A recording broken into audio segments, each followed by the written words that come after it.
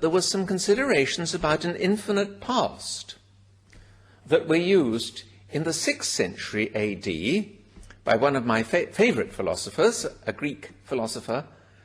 We don't have to worry about names. His name was Philoponus. Philoponus means workaholic. Philoponus the workaholic, he was a Christian, and so he took the very unusual Christian view that the universe had a beginning. I say that's very unusual. Indian philosophy doesn't believe the universe had a beginning. Pagan Greek philosophy didn't believe the universe had a beginning. Perhaps this cycle of the universe could have a beginning. Yes, lots of people believed that. But the Christian idea that it had an absolute beginning and there was nothing there until it began, that's a pretty unusual view. Now, Philoponus was both a Platonist, but unlike most Platonists, he was a Christian in the 6th century. And he used the argument that Christianity must be right. The universe had a beginning because otherwise you would have had an infinite past. Well, what's wrong with an infinite past? Well, infinity is rather a frightening concept. And Aristotle had taken the fright out of infinity by a very clever account of what it was, an account which is still taught in almost all schools today. School teachers tend to avoid frightening their pupils by saying, look, when I say infinity, I'm not talking about a more than finite number. Let's forget about that. I'm just talking about getting as close as you like, or approaching a limit. Approaching a limit just involves a very large finite number of steps, and that seems safer than a more than finite number. And this tradition starts with Aristotle in the 4th century BC. He said, look, we'd have horrible puzzles if we talk about infinity in the sense of a more than finite number. The puzzle that worried him most was this. Take the numbers 1, 2, 3, 4, 5, 6. There's an infinity of them, in some sense of infinity. And take the even numbers just, 2, 4, 6, 8, 10. There's an infinity of those. And yet, surely, the even numbers are only half of the totality of numbers. How, if one is only half the other, can they both be infinite, he asked. So to avoid that, he said, let's think of infinity a different way. Not as a more than finite number of anything, but as an ever-expandable finitude, an ever-expandable finite number. That's just what school teachers are saying now, when they talk of approaching a limit, as large a finite number of steps as you like, but finite, always finite. Well, that's very safe, and it fits very well with the future. Think of the future instead of the past for a moment. Surely the future years, if you start from now, are going to be infinite, if at all, only in Aristotle's safe sense. If you have a starting year now, in 2003, you'll never have a more than finite number of years after now. You'll only have Aristotle's ever-expandable finite number. One day, if things go on indefinitely, there'll be 1 million, then there'll be 1 billion, then there'll be 1 billion plus 1. Any number you like to name, eventually, if things go on, there'll be a higher finite number of future years after 2003. But that doesn't mean we'll ever reach a more than finite number. Aristotle's account of infinity seems perfect for future years. But it's quite wrong for past years, isn't it? Because if the universe had no beginning, the universe will already finish going through a more than finite number, surely. So the infinity of past years doesn't seem to fit the unfrightening account given by Aristotle and modern school teachers. It really does look like a more than finite number if the universe had no beginning. Perhaps this could be used as an objection. against a beginningless past. Perhaps you could argue, since there's only going to be an expandable finitude of years in the future, surely we should expect no more than an expandable finitude of years in the past. Why should the past be different from the future? Surely we should expect a finitude in the past too. No. The answer to that is this. There's a reason why the future is different from the past here, because when I thought about the future years, I took a starting year, 2003. I could have taken any year, actually. It didn't matter which I took as the starting year. I could have taken 1066 or any year I liked. I'd get the same result that if you've got a starting year, then there will never come a time when you can say, now I've managed to fit in a more than finite number of years since the starting year. But of course, those people who think there's a beginningless history for the universe don't postulate a starting year. That's precisely what they're denying. And if you don't postulate a starting year, there's been ample time to fit in a more than finite number of years before now. So there's a good reason why a more than finite number is possible for the years before 2003, because there's no starting year, but not for the years after 2003, because you've imposed a starting year. One shouldn't think that if somebody speaks of an infinite past with no beginning, that they're saying that there's some year, or perhaps even lots and lots of years, that are separated by an infinite distance from now. That's not what's meant. When one talks of an infinite collection of years, the infinity, the more than finiteness of those past years, is not a property of some one year or even of any of the individual years. It's a property of the collection as a whole. So you can't say, but it's absurd to say that there's some year or several years or many years that are separated from now by an infinite gap, because that isn't what these people were saying who postulated a beginningless universe. No, the more than finite number of past years that they were talking about belongs to the collection of years as a whole. It doesn't belong to any of the individual years. It has been objected that there can't have been a more than finite number of past years because one couldn't count a finite number. It's true one couldn't, by any ordinary techniques, count a finite number, but that's once again because the whole process of counting involves taking a first starting number. So if you take a first starting number for your counting, you're not going to be able to fit in a more than finite number of things you count before you finish your counting. But although counting involves taking a starting number, it's a quite different task for the universe simply to pass through a more than finite number of years. Passing through a more than finite number of years does not involve taking a starting year. Precisely not. And so the objection to finishing an infinite count isn't an objection to finishing an infinite passing through. Now let me give you a last excruciating attack on the idea of a beginningless past before I return to Philoponus.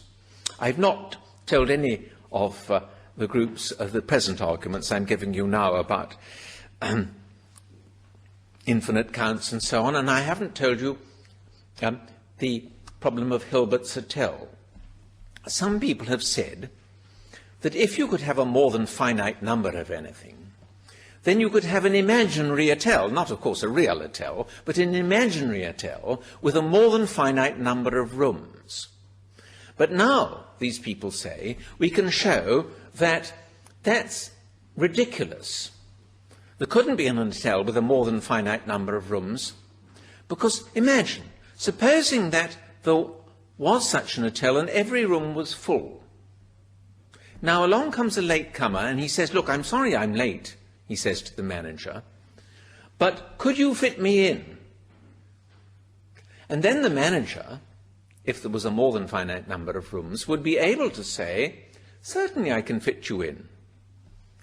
in a very loud voice, all he'd need to say would be, would the occupant of room number 1 move into room number 2? Would the occupant of room number 2 move into room number 3? Etc. And then he'd say, I've made room for you in room number 1. Now, you may think there's something wrong here.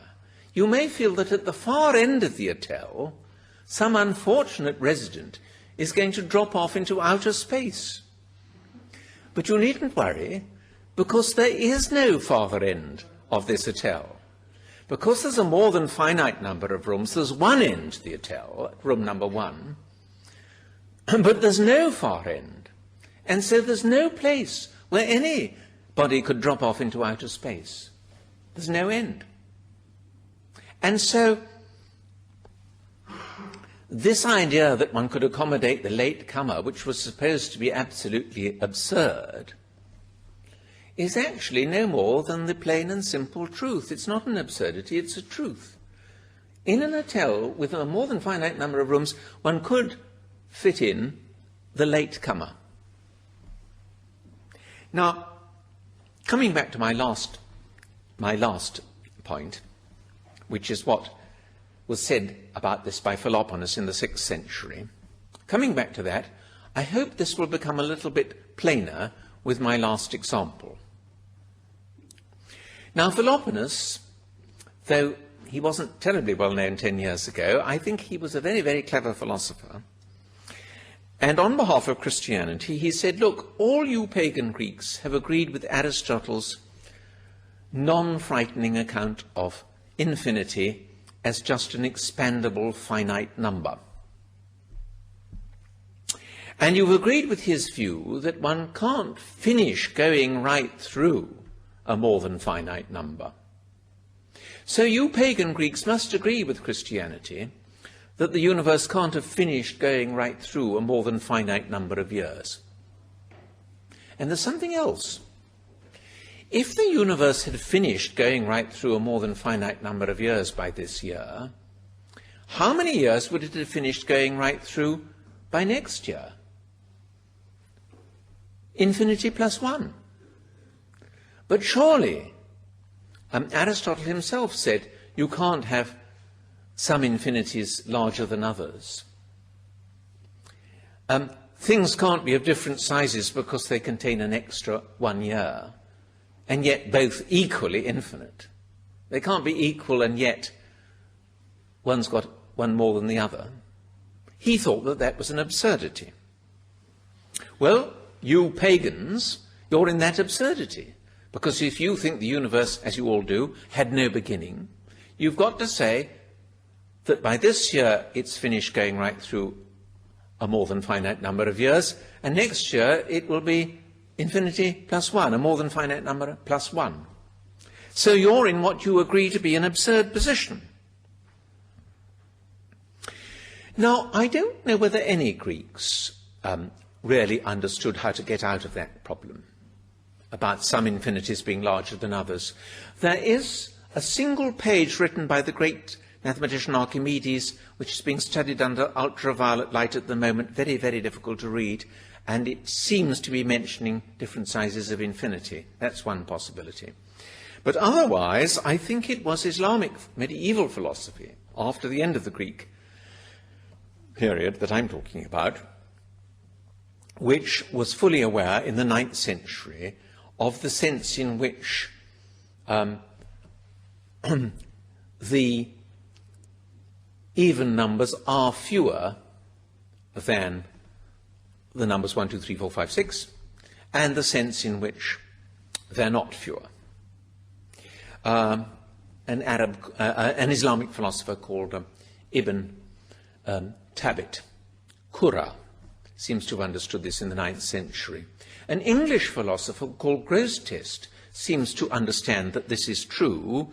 In the 13th century, he was the Chancellor of Oxford University and Bishop of Lincoln, and I'm assuming he must have had a Latin translation of Islamic philosophy available to him, or Islamic mathematics, because, he, as I say, was probably not known to the Greeks. It was fully understood in the 14th century by Latin writing philosophers, including another English philosopher, not otherwise well known, called William of Annick, and he explained it in the following way. It is possible for the years up to 2003 and the years up to 2004 to be both equally more than finite, and yet in a certain restricted sense, one larger than the other. It's the difference between beyond and besides, said William of Annick in the 14th century. Now, imagine that the years up to 2003 stretch out in an unending column from your right eye. Now imagine that the apparently larger number of years up to 2004 are stretching out in an unending column from your left eye into the distance. And imagine that the years are matched in pairs. 2003 against 2004, and so on, so that they're matched in pairs. If you can imagine these two columns of years stretching infinitely into the distance, I can now explain the difference between beyond and besides. One column has all the same years as the other column, plus one besides, because it's got 2004 in addition. It's got one extra year. So if you like to call that larger, you can call it larger in the restricted sense of having all the same years in it, plus 1 year besides. In that restricted sense, it would be larger. In a different sense, however, it would not be larger. It would not be larger in the sense that one column would stick out beyond the far end of the other. It would not stick out beyond the far end of the other, because neither column has a far end. It's rather like Hilbert's Hotel, actually, in which the residents don't stick out beyond the far end of the hotel. Since it doesn't stick out beyond the far end of the other, in that sense, it's not larger.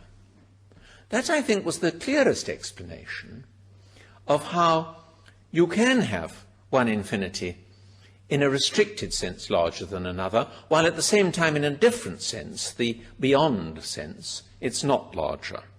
That was a very clear explanation, but it took an extra 700 years after Philoponus before in the 14th century people were able to explain that. So the net result is, I think, that these very startling facts about infinity, that things can be both equally infinite even though one's got an extra member, though they're very startling, they are absolutely true. And perhaps we can begin to understand them better when it's explained in this way in terms of besides versus beyond. They're startling, but they are true, and we shouldn't think that they show the whole idea of a more than finite number is absurd.